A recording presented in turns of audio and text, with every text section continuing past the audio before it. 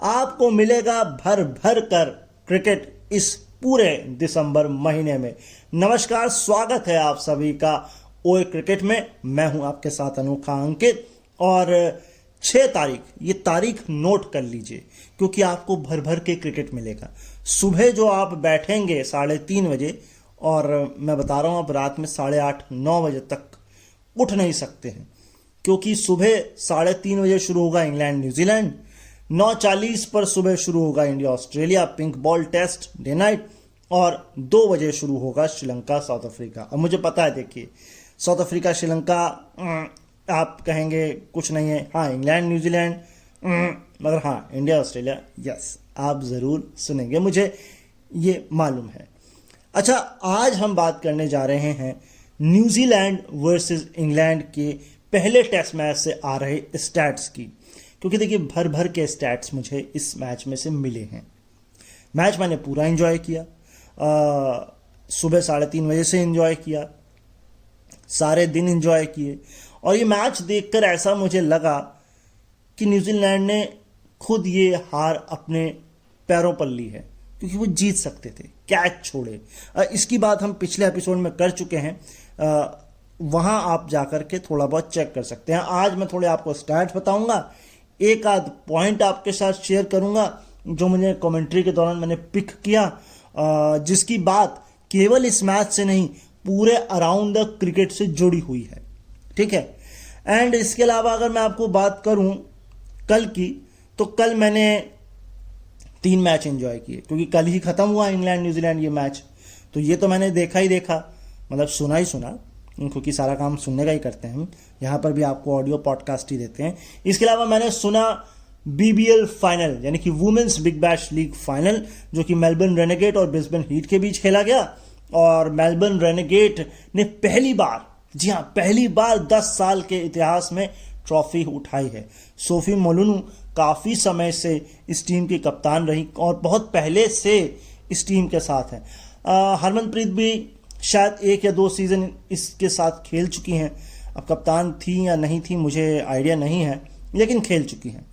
वहीं सामने जो ब्रिस्बेन हीट थी, वो दरअसल अपना तीसरा टाइटल जीतने के लिए खेल रही थी, लेकिन जीत नहीं पाई।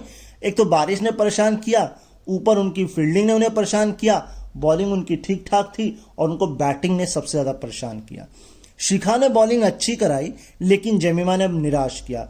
स्कोरबोर्ड प्रेशर कह लें या फिर बारिश या ओवर जो घटाए गए 12 ओवर का, वो सारा मामला था।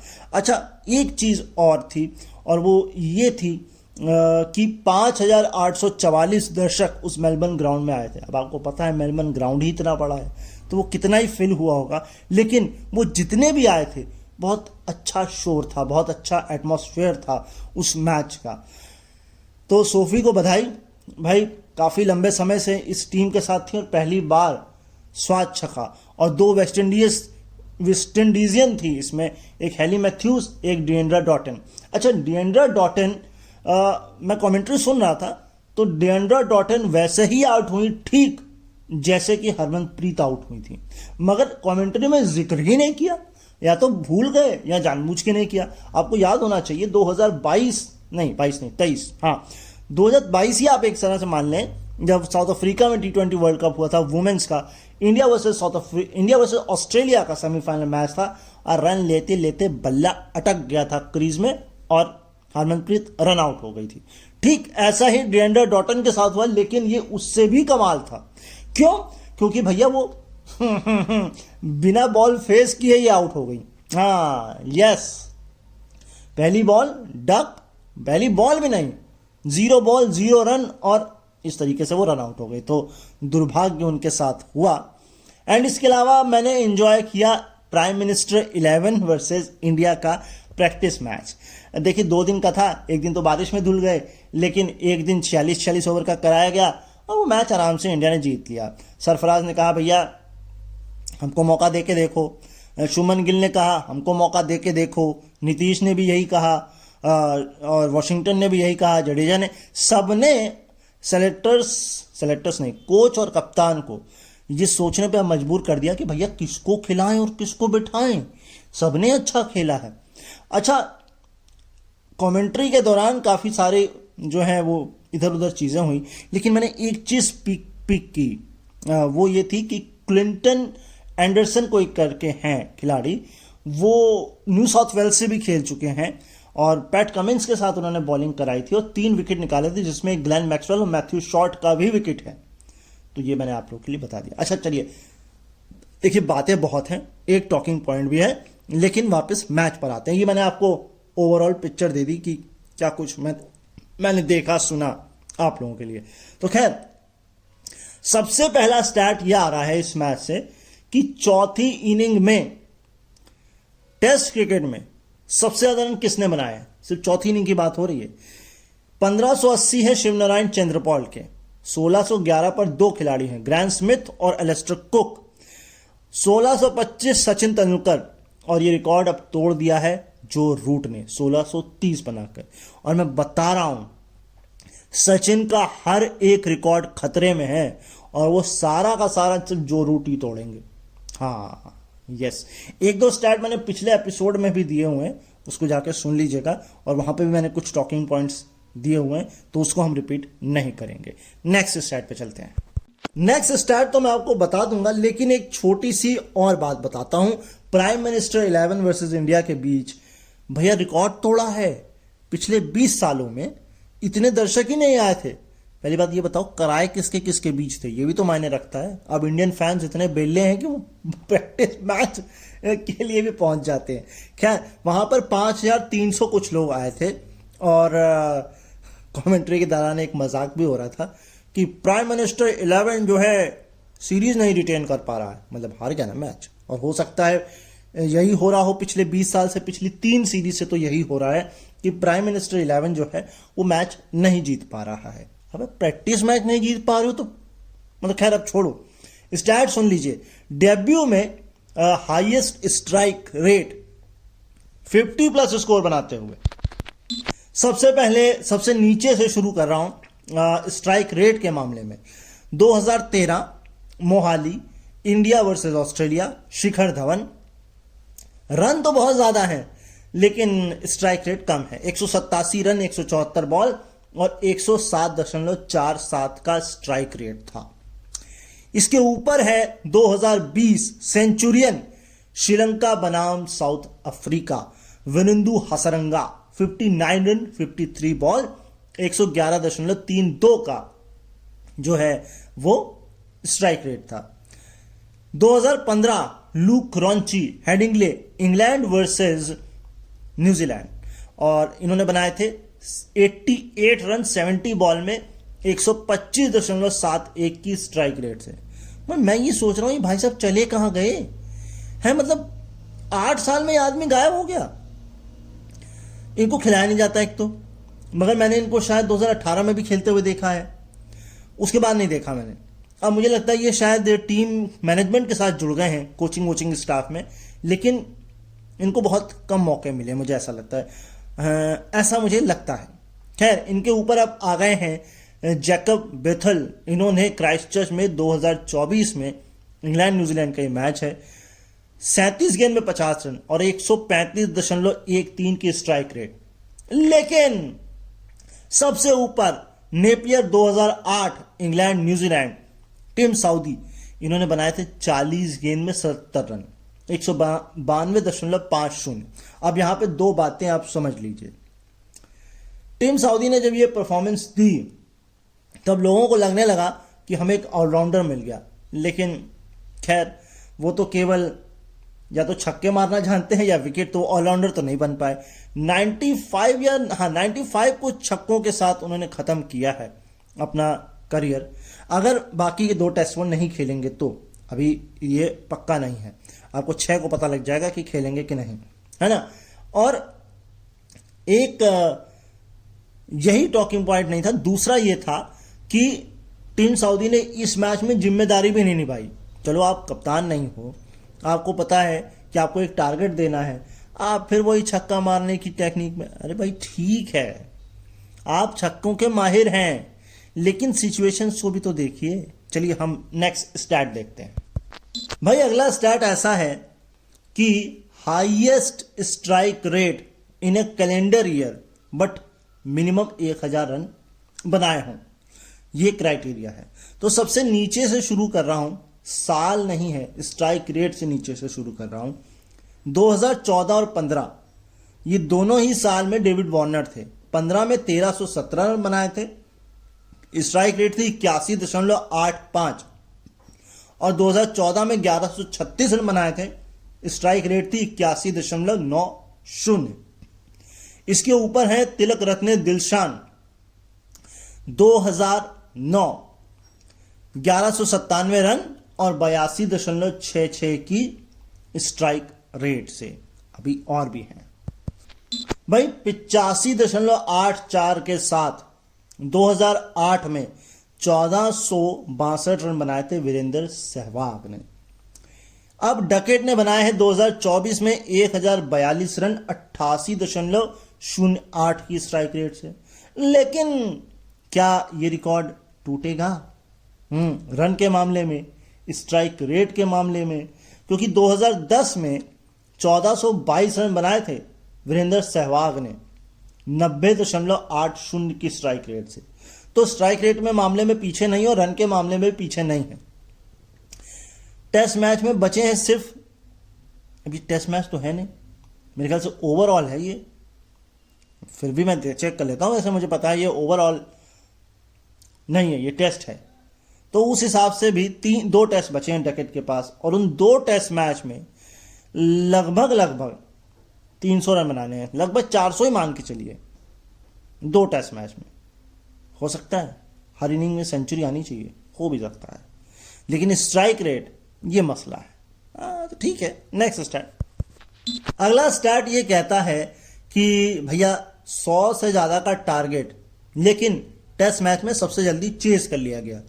तो सबसे नीचे है 2012 हैमिल्टन, 101 रन का टारगेट था। ये मैच था साउथ अफ्रीका न्यूजीलैंड के बीच, और साउथ अफ्रीका ने ये 19.5 ओवर में कंप्लीट कर लिया था। अब आप सोचिए न्यूजीलैंड की बॉलिंग उस समय कितनी अच्छी थी, 101 के लिए भी 19 ओवर तक तरसा दिया। अब यार ये कहें कि साउथ अफ्रीका कॉन्शियस होकर खेल रहा था कि भैया हम आउट ना हो जाए। खैर 2012 में ही नॉर्थ साउंड में 102 का टारगेट था। यह मैच था वेस्ट इंडीज न्यूजीलैंड, और वेस्ट इंडीज ने इसे 19.3 ओवर में कंप्लीट कर लिया। ठीक, अब आते हैं हेडिंगली। 1995 ये मैच था वेस्ट इंडीज वर्सेस इंग्लैंड, और 19 ओवर में टारगेट चेज कर लिया। अब आते हैं 2017, ये मैच था क्राइस्टचर्च में, बांग्लादेश के सामने थी न्यूजीलैंड, और उसने ये 109 रन का जो टारगेट था, 109 126, मैं कंफ्यूज हो गया। देखिए एक तो 102 था, एक 101 था, 101 पहले, फिर 102, फिर 109, हाँ, और फिर 126। यस, मैं अभी कंफर्म कर देता हूं आपको, वेट। हाँ, तो 126 वाला टारगेट जो है वो इंग्लैंड वेस्ट इंडीज वाला मैच है, हेडिंगली 1995, और ये जो 2017 में हुआ था क्राइस्टचर्च में न्यूजीलैंड बांग्लादेश, यहां टारगेट था 109 रन, और 18.4 ओवर में जाकर न्यूजीलैंड ने मैच जीता था। अबे बांग्लादेश के सामने ऐसा हो रहा है। चलिए खैर, और अब लेटेस्ट सारे रिकॉर्ड को तोड़ते हुए 2024 क्राइस्टचर्च इंग्लैंड वर्सेस न्यूजीलैंड, मात्र 12.4 ओवर में 104 रन चेज कर लिए। अब इंग्लैंड की बैटिंग तो आपको वैसे ही पता है, बेस्ट बॉल है। न्यूजीलैंड में वो दम है नहीं, बाउंसर पे बाउंसर फेंक रहे थे। नाथन स्मिथ मेरे ख्याल से सबसे स्लो टारगेट थे, मतलब स्लो क्या, सबसे हाईएस्ट टारगेट पर थे, है ना। बाकी तो ठीक है, फिर अब इतने कम रन में आप क्या ही कर लेंगे। लेकिन यहां टॉकिंग पॉइंट एक और है, क्योंकि सेंटनर की शायद वापसी टीम में होएगी, इस मैच में नहीं थे वो। अब सेंटनर अगर खेलेंगे तो किसकी जगह खेलेंगे? नाथन स्मिथ की जगह, गारंटी है ना। और विलियम को भी लाना है, तो अब कौन जगह खाली करेगा? अब या तो जो ब्लंडल है वो जगह खाली करे, और या फिर डेविड कॉनवे जो है वो खाली करे। तो कुल ना कुल मिला करके 2 चेंज करने हैं न्यूजीलैंड को, विलियम और सेंटनर। अब किनका पत्ता कटेगा? नाथन स्मिथ का तो पक्का कटेगा भाई, गारंटी है। लेकिन विलियम ओरॉक ने जो बैटिंग करी वो बड़ कमाल की करी, मतलब जो सरवाइव करना था वो अच्छे से सरवाइव किया है। अच्छा, जैकब बेथल के बारे में एक चीज़ मैं आपको बता दूं, ये नंबर 3 के खिलाड़ी जो हैं वो हैं तो हैं नहीं, क्योंकि अगर इनका डोमेस्टिक आप देखेंगे तो शायद 22 का एवरेज है। अब शायद ओपनिंग में है कि फर्स्ट डाउन में है, लेकिन ये टेस्ट के तो खिलाड़ी हैं, लेकिन इन्हें भी आपको डाउन द ऑर्डर लाना पड़ेगा, क्योंकि प्रॉब्लम इंग्लैंड के साथ भी हुई है। उन्हें भी एक फोर्सफुली चेंज करना पड़ेगा। क्यों करना पड़ेगा? क्योंकि बेन स्टोक ने अपना ओवर बीच में आधा छोड़ दिया था। यस, अब या तो उनके टखने में प्रॉब्लम है वापस, या हैमस्ट्रिंग प्रॉब्लम है। टखना भी वो अपना हिला डुला रहे थे, लेकिन फील्डिंग सही कर रहे थे। कॉन्शियस तौर पर मुझे लगता है हैमस्ट्रिंग इंजरी हुई है। तो बेन स्टोक्स खेलेंगे, कप्तान भी होंगे, फील्डिंग भी करेंगे, बैटिंग भी करेंगे, लेकिन बॉलिंग नहीं कराएंगे। अब बॉलिंग नहीं कराएंगे तो आपको एक ऑफ सीमर चाहिए। अब सीमर चाहिए है तो आप किसको बैठाएंगे? हैं तो वो अब गाज गिरेगी बेथल पर, क्योंकि भैया एक सीमर चाहिए ना हमको। तो वो सीमर के लिए बेथल, और अगर बेथल जाते हैं तो थोड़ा बहुत शफल भी इधर उधर करना पड़ेगा फर्स्ट डाउन के लिए। तो वहां भी हो सकता है फोर्सफुली एक चेंज और करना पड़ जाए, और वो फोर्सफुली एक चेंज क्या होगा? स्पिनर घटाया जाएगा। जी हां, मगर प्रॉब्लम यह है कि स्पिनर नहीं घटा सकते जहां मैच है, क्योंकि वहां स्पिन कंडीशंस हैं। अगर आप सेंटनर की बॉलिंग देखेंगे, लास्ट मैच जो खेला गया था उस मैदान पर 5 विकेट निकाले थे। तो कहीं ना कहीं प्रॉब्लम दोनों साइड को है। अब ये मैच आने पर पता लग जाएगा कि क्या चेंजेस है। मैंने आपके सामने एक सिनेरियो रख दिया है। Next stat. अब ये जो स्टैट मैं आपको बताने जा रहा हूं, इसको सुनने के बाद आपको थोड़ी सी शर्म आएगी, और आपको बाकी कुछ लोगों को हे हंसने का भी मौका मिलेगा, और कुछ लोग चीयर भी करेंगे। तो खैर, स्टार्ट ये है कि हाईएस्ट 100+ सक्सेसफुल चेस करने के लिए हाईएस्ट रन रेट, मतलब बहुत तेजी से 100+ का जो टारगेट है टेस्ट क्रिकेट में कब कब अचीव हुआ है। तो 2022 में ये कराची में हुआ था, इंग्लैंड पाकिस्तान 6.03। देखिए लाजमी है, लेकिन अब बिल्कुल लाजमी नहीं है। लेकिन मैं ये कहूँगा कि यहाँ आपको रिस्पेक्ट करनी पड़ेगी ओपोनेंट की, कि उस समय वो टीम अपने शिखर पर थी और हम शायद नहीं थे। बात हो रही है 1978 की, लाहौर का टेस्ट मैच, पाकिस्तान इंडिया का मैच। 6.19 की रन रेट से रन बनाए और मैच जीता। फिर इंडिया ही है एक बार और, मतलब एक बार धो दिया तो दोबारा धुलने फिर चले गए। साल सेम है, मेरे ख्याल से सीरीज भी सेम है, ग्राउंड डिफरेंट है। ये कराची है, पाकिस्तान इंडिया 6.60। अब यह है 1995, हेडिंगली वेस्ट इंडीज और इंग्लैंड 6.78। अब 1983, चलिए ये हम मान सकते हैं, क्योंकि सामने है वेस्ट इंडीज और अपने घर में खेल रही है किंगस्टन में इंडिया के खिलाफ।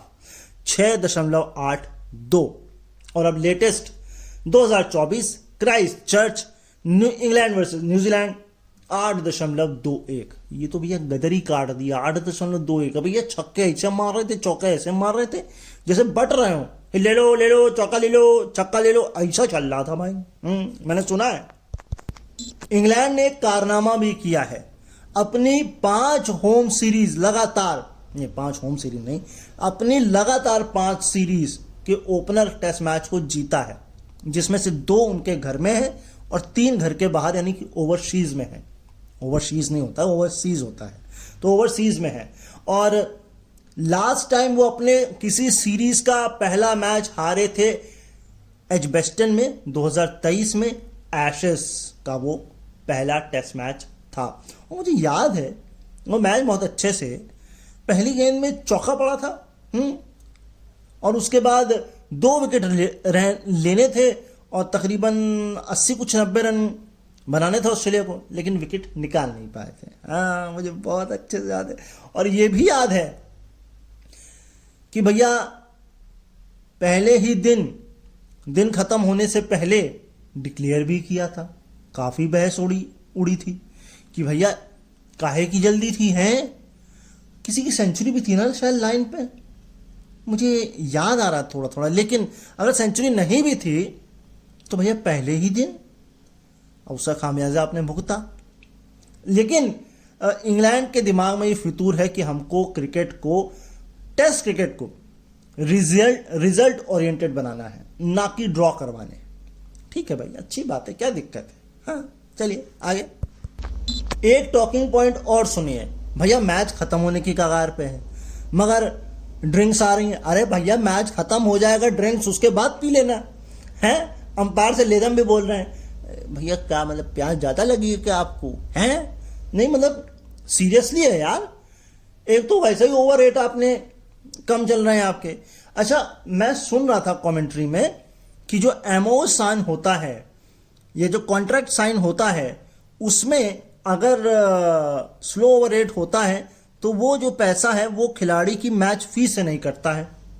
मगर ये तो गलत बात है, मगर ये मुझे कॉन्ट्राडिक्टरी भी लगा, क्योंकि अगर देखा जाए तो एक बांग्लादेश पाकिस्तान की सीरीज आती ना, हाँ उसमें मैच फीस कटी थी खिलाड़ियों की।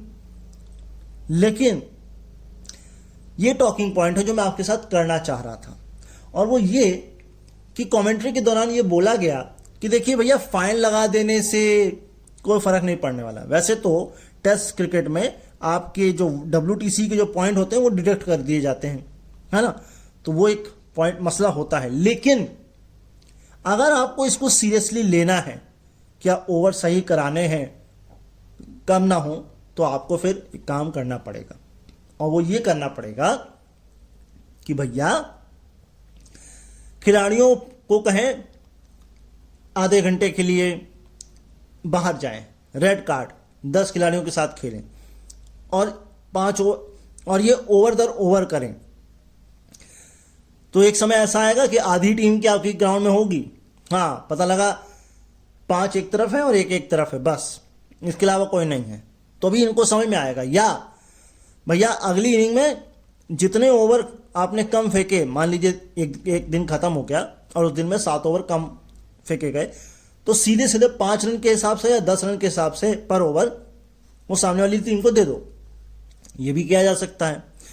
तीसरा ये किया जा सकता है, ये मैं सोच रहा था कि मान लीजिए एक दिन में 83 ओवर हुए और जितने रन रेट से वो रन बने वो दे दीजिए। अब इसमें 2 चीजें हैं, सामने वाली टीम अगर ये देखेगी कि रन रेट के हिसाब से तो स्लो खेलेगी, है ना, तो ये तो हम फीजिबल नहीं है। अब मेरे ख्याल से ये लगता है कि रैंडमली 5 रन या 10 रन सामने वाली टीम को पर ओवर के हिसाब से दे दिए जाएं, ये फीजिबल है। और बाकी या फिर खिलाड़ी को रेड कार्ड दिया जाए कि भैया ओवर कम हुए हैं तो एक खिलाड़ी आपका, और ओवर कम हुए हैं तो 2 खिलाड़ी, ये कर सकते हैं।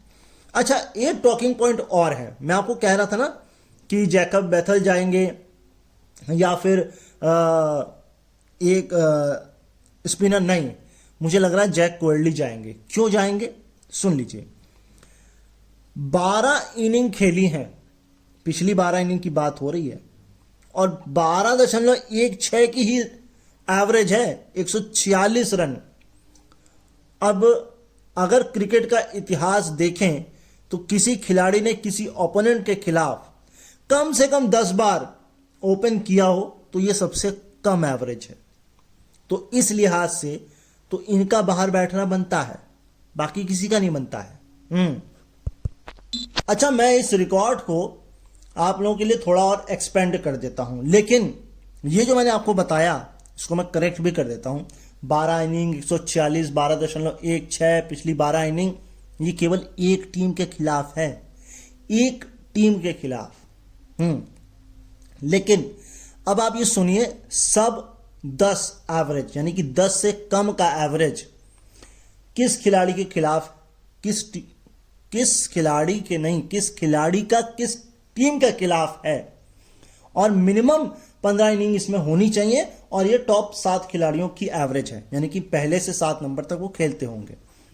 सबसे नीचे है जैक क्रॉली, क्वर्ली नहीं है, जैक क्रॉली, और ये है न्यूजीलैंड के खिलाफ 9.88 का एवरेज।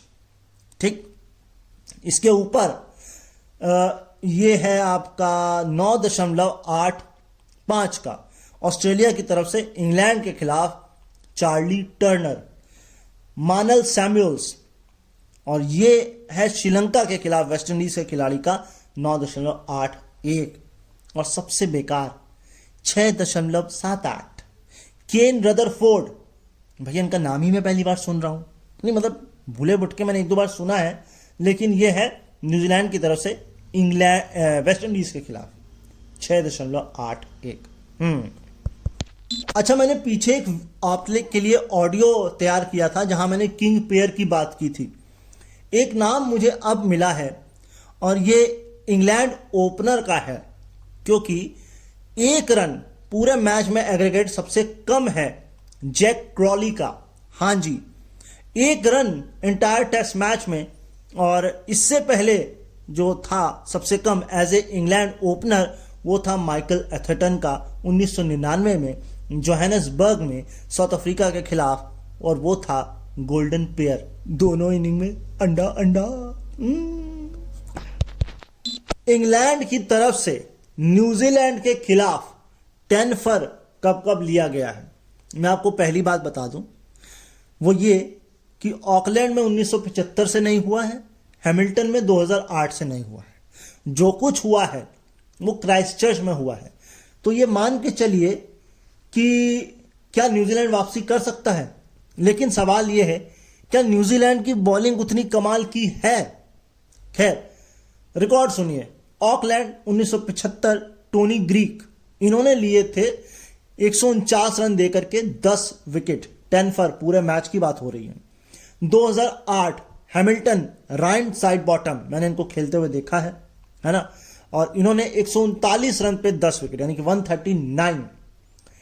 इसके बाद अब आ जाते हैं ब्राइडन कास्ट नहीं है, ब्राइडन कास है इनका नाम, क्राइस्टचर्च 2024, 106 रन दे करके 10 विकेट। इसके ऊपर है फिल टफनेल, इनको मैंने कमेंट्री करते हुए सुना है, काफी अच्छी आवाज भी है। 1992 क्राइस्टचर्च में लिए थे इन्होंने 11 विकेट, 147 रन दे करके। इसके ऊपर 84 रन दे करके 11 विकेट लिए थे डेरेक अंडरवुड ने, नहीं, टोनी लॉक है, और ये था 1959 में 84 रन देकर 11 विकेट। और डेरेक अंडरवुड ये सबसे ऊपर है 1971 क्राइस्टचर्च, ये भी, और 97 रन देकर के 12 विकेट इन्होंने लिए थे। लेकिन मैं आपको एक चीज और बता दूं, जरा ध्यान आपने एक चीज में दिया कि 2008, यस, और ये बात इसलिए मैं कह रहा हूं कि इससे पहले 10 फिर इंग्लैंड के बाहर जो किसी बॉलर ने लिया था वो मॉन्टी पनेसर थे 2012 में वानखेड़े स्टेडियम में, और उन्होंने लिए थे 210 रन देकर 11 विकेट। यानी कि जैसे ही बाहर जाती है इंग्लैंड, 10 फिर निकालना बड़ा मुश्किल हो जाता उनके लिए। राइट। मगर मैं एक चीज सोच रहा हूं, ये जो भी इंडिया की सीरीज गई थी, शोएब बशीर ने क्या किया था, हैं, और एक और बॉलर थे ना, 2 बॉलर लाए थे इंग्लैंड वाले, वो देखने वाली एक बात है, उसको देखिएगा जरा ध्यान से। डैरन मिचेल, इनका इंग्लैंड के खिलाफ टेस्ट क्रिकेट में क्या रिकॉर्ड है सुन लीजिए। 14 इनिंग खेली हैं, 844 रन बनाए हैं, एवरेज है 70.33 का, इसमें 6 50 है, 3 सेंचुरी है, हाईएस्ट है 190। भैया चौका छक्का भी बता देते, अरे चौका ही बता देते। चलिए खैर आगे। अच्छा, मैंने सोचा कि ये चौवे छक्के के लिए थोड़ा एआई की मदद ली जाए। तो मुझे एआई बता रही है कि केवल 3 चौवे और 1 छक्का मारा है इस 14 इनिंग के 844 रन में। इसमें से भी 1 एजबेस्टन में है, 1 लॉर्ड्स में है, और ये 2018 की इनिंग सीरीज है, पहला टेस्ट और अगला टेस्ट, और तीसरा चौवा और छक्का 2022 में है और ये लॉर्ड्स में है। अभी कितना सही है कितना गलत ये तो मैं नहीं कह सकता, लेकिन जरा खोजिएगा आप लोग, मैं आप लोगों को भी थोड़ा काम देता रहता हूँ। तो मुझे बताइएगा ये कितना सही है। ये कमाल का स्टैट है, हाईएस्ट एवरेज अवे टेस्ट में, यानी कि अपने घर से बाहर टेस्ट क्रिकेट में सबसे ज्यादा एवरेज। नीचे से शुरू कर रहा हूं और ये हैं सबसे पहले, क्या नाम था, वॉली हैमन, वेस्ट इंडीज के हैं, मैं गलत नहीं हूं तो अगर, 66.32 की एवरेज। एडी पेंटर, ये किस टीम के मुझे नहीं मालूम, इंग्लैंड होंगे या ऑस्ट्रेलिया होंगे, इसके अलावा कोई नहीं होंगे। ये है 67.15। फिर है केन बेरिंगटन, ये भी इंग्लैंड से हो सकते हैं, इनकी है 69.18। हैरी ब्रोक 89.40 और ऊपर तो डॉन है भाई, डॉन ब्रेडमैन 102.84। ये तो ऐसा लग रहा है कोई रेडियो स्टेशन है। खैर 102 की एवरेज अवे टेस्ट में, ओवरऑल ही टेस्ट क्रिकेट में ही 99.94 या 96 है। यस भाई, अगला स्टैट ये कहता है कि न्यूजीलैंड की तरफ से डेब्यू में सबसे खराब प्रदर्शन किसने किया है। तो भाई अगर मैं सबसे नीचे से बात करूं, या ये साल के हिसाब से नहीं है, ये बॉलिंग परफॉर्मेंस के हिसाब से, 2002 था, क्राइस्टचर्च था और ये थे इयॉन बटलर। ये बटलर जॉस बटलर की फैमिली से तो नहीं है। खैर मैं ये सुन रहा था कमेंट्री के दौरान कि बेन स्टोक्स जो हैं वो बेसिकली क्राइस्टचर्च के रहने वाले हैं। उनकी फैमिली इंग्लैंड चली गई थी, फिर वो बाद में शायद आ गई थी, ये वहीं रह गए थे स्कूल में और ये वहीं के होके रह गए। ऐसा है।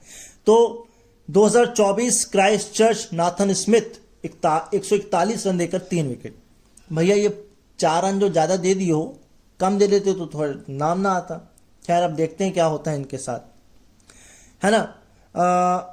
इसके ऊपर है एलेक्स मॉय, मुझे तो यही याद आया, क्राइस्टचर्च में ये भी था 1951 में, 155 रन देकर के 6 विकेट निकाले थे। जैक डनिंग, ये क्राइस्टचर्च है ये वाला, और ये ऑकलैंड है।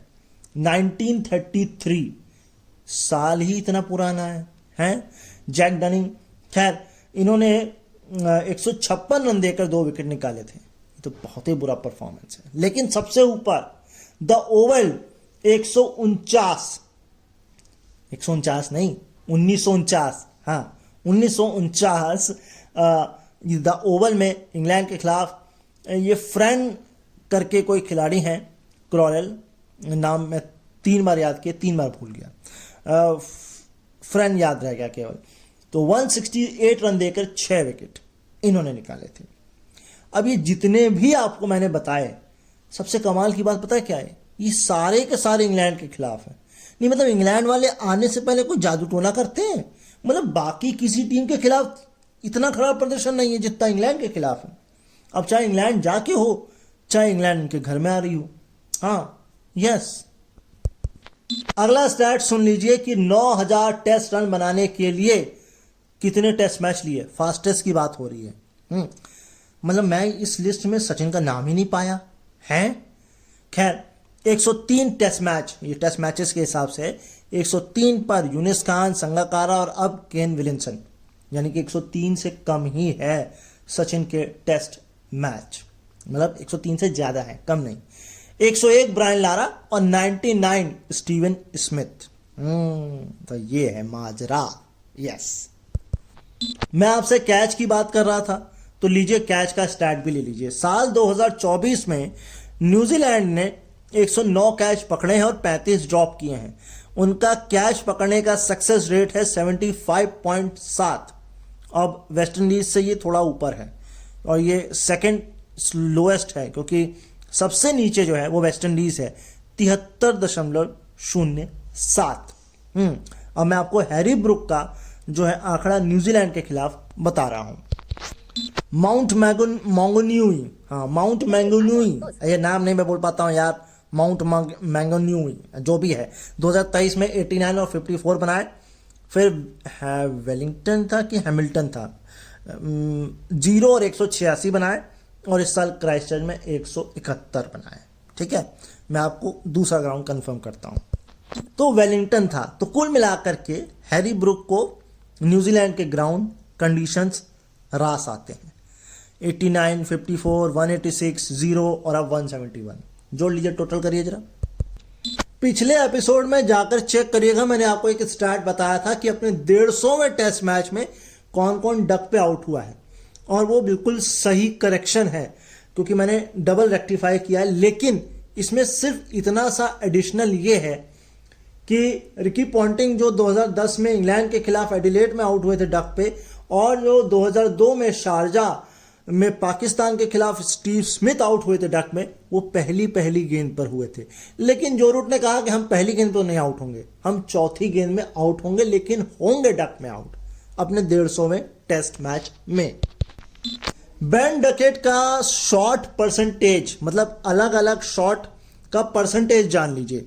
वो सबसे ज्यादा अटैक करते हैं 55.3%, रोटेट करते हैं 14.6%, और डिफेंस करते हैं 28.2%, और कोई शॉट प्ले नहीं करते हैं 1.8%। और ये जो डाटा है 389 प्लेयर्स का है जिसने लगभग एटलीस्ट 300 रन बनाए हो, और ये सबसे ज्यादा है ना। लेकिन इससे कम जो है वो हैरी ब्रुक है, 48.8% अटैक। अच्छा, ये डकेट का जो मैंने बताया ना परसेंटेज, कितना परसेंट अटैक, अब ये भी सुन लीजिए कि उनका कनेक्शन क्या है। ये तो वो खुद करते हैं, लेकिन उनका ये करने से होता क्या है, समझ में आ रही बात? समझिए, नंबर से समझिए। बॉल जो प्ले करते हैं 80.5, लीव करते हैं 1.8, मतलब लीव जो करते हैं, और डिफेंस 10.1 और एज 7.4, और ये 248 खिलाड़ियों का डाटा है। कम से कम 700 रन उनके हों खाते में। 10.1 जो है वो मिस किया है, जो बॉल उनसे मिस हो जाती है। राइट, हाँ जी। तो डकेट के बाद अब आपको एक ऐसी चीज बताता हूं, क्योंकि डकेट्स, आपको ये तो पता लग गया कि डकेट जो है फॉल शॉट खेलते हैं, या यूं कहें फॉल शॉट नहीं भी खेलते हैं। लेकिन इंग्लैंड का फॉल शॉट क्या है पहले 15 ओवर में, खासकर इस मैच में, वो था 28.8, और जबकि न्यूजीलैंड का था 15.7। यस, पहले 15 ओवर में। अब ऐसा तो है नहीं कि रूट जो है वो 150वें ही टेस्ट मैच में डक पे आउट हुए, लेकिन इससे पहले कब डक पे आउट हुए थे? कराची में दिसंबर 2022 में पाकिस्तान के खिलाफ। यानी कि दिसंबर में ही डक में आउट होते हैं क्या? पिछली बार भी डक दिसंबर में, और वो भी 2 साल के गैप के बाद। क्या बात है, ये तो यूनिक रिकॉर्ड है। अब अगला मुझे लगता है 26 दिसंबर, मतलब 2026 दिसंबर में आउट होंगे डक पर जो रूट। अच्छा, मैंने आपको टॉप 7 बताए थे, अब टॉप 6 भी सुन लीजिए, जिनकी एवरेज सबसे कम है एक टीम के खिलाफ। इसमें 2 ही नाम जुड़े हैं केवल। एक बिल है, इनका आगे का नाम नहीं पता है, लेकिन ये न्यूजीलैंड की तरफ से इंग्लैंड के खिलाफ 10.06, और मोहम्मद अशरफुल, ये नाम तो आपने सुना ही होगा। यस, 11.52, और ये न्यूजीलैंड के खिलाफ है, और ये मिनिमम 15 इनिंग का डाटा है, और टॉप 6 खिलाड़ियों का। यस, और ये भी सुन लीजिए कि जैक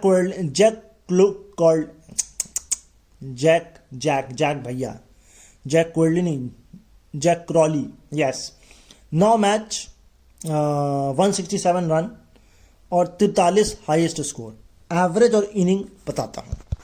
ये जैक क्रॉली का जो रिकॉर्ड है ये केवल न्यूजीलैंड के खिलाफ है। 9 मैच, 16 इनिंग, 167 रन, 10.43 की एवरेज और हाईएस्ट स्कोर 43।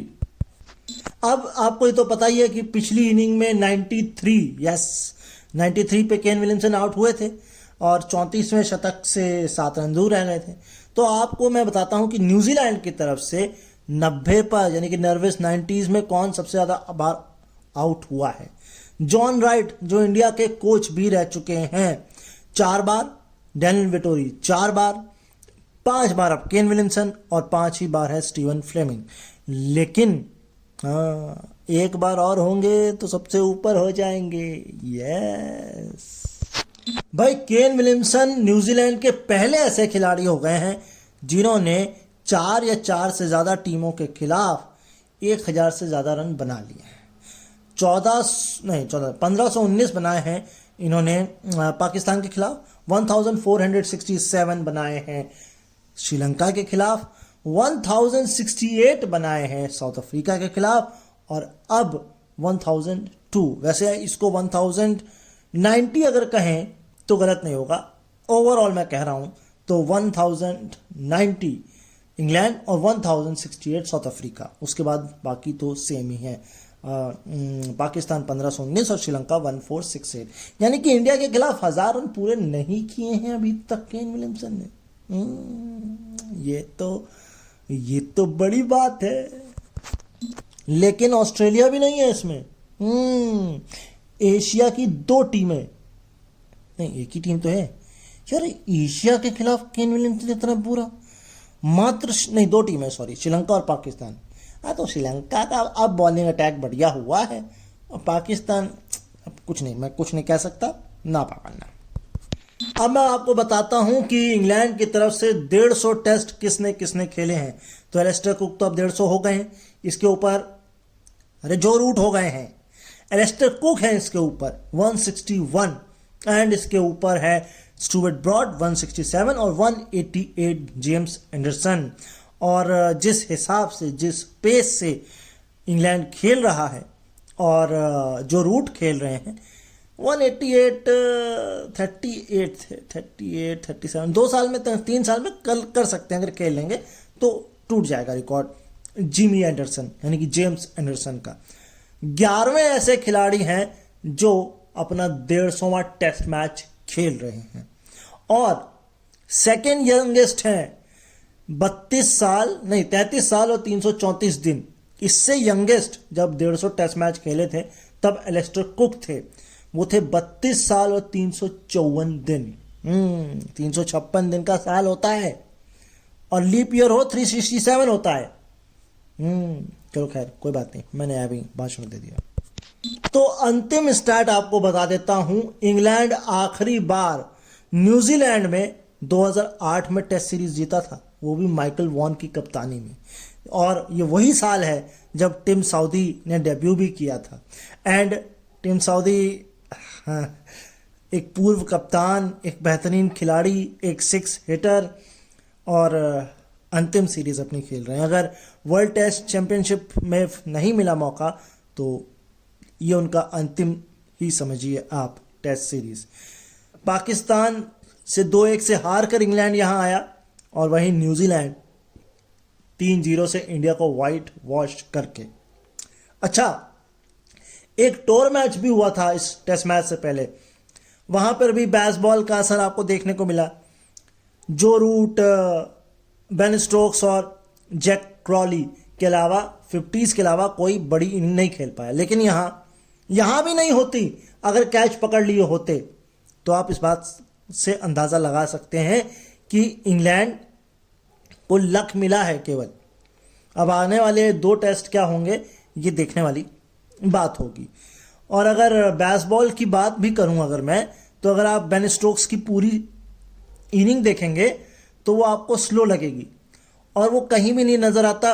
और ये मैं केवल इस सीरीज के लिए नहीं कह रहा हूं, उनकी तमाम बेसबॉल के अंदर सीरीज उठा के देख लें, भले बेसबॉल चिल्लाया जा रहा हो, लेकिन बेन स्टोक्स सिर्फ बोल रहे हैं, वो बाकियों को चीजें थोप रहे हैं, खुद वो नहीं कर रहे हैं। आप देख लीजिए खुद, मेरी बात पर अगर आपको यकीन नहीं आता है तो।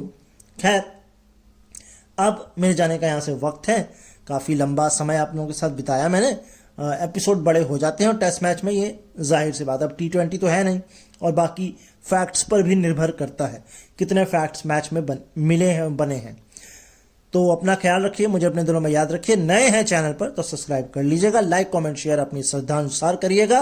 एंड बाकी देखते हैं कब मिलते हैं हम आपसे, और अपना ख्याल रखिए, मुझे अपने दिलों में याद रखिए। अभी के लिए नमस्कार।